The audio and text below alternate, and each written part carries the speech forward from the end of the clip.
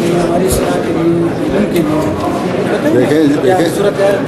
نقطۂ نظر سے آپ دیکھیں نقطۂ نظر یہ ہے کہ ہم تو ہمیشہ سے یہ کہتے آئے ہیں کہ جس کو مسجد کا ممبر آپ نے دیا ہوا ہے اس کو اسی میں رہنے دیں. سیاست اور حکومت کے لیے جو لوگ ہیں ان کو رہنے دیں.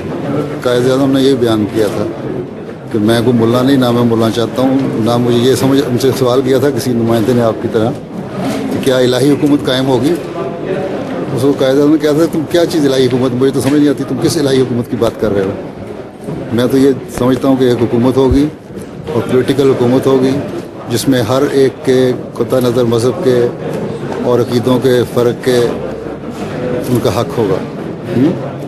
پھر اس پھیر پھیر کے اخبار میں اسوں نے مختلف سوال کیے یہ الہی حکومت یہ ہے, الہی حکومت یہ. آپ میرا خیال ہسٹری پڑھیں گا وہ پتہ لگ جائے گا. لیکن ان کو ڈانٹ ہی پڑتی رہی. انہوں نے کہا جی ہمارا اکثر مقصد یہ ہے کہ مولویوں کی حکومت. انہوں نے پھر مذاکر کہا کیا پنڈتوں کی حکومت انڈیا میں ہو جائے گی. اس وقت حالانکہ تو وہاں تو پنڈتوں کی حکومت تھی بھی, لیکن بہرحال اس کو ناپسند کیا تھا.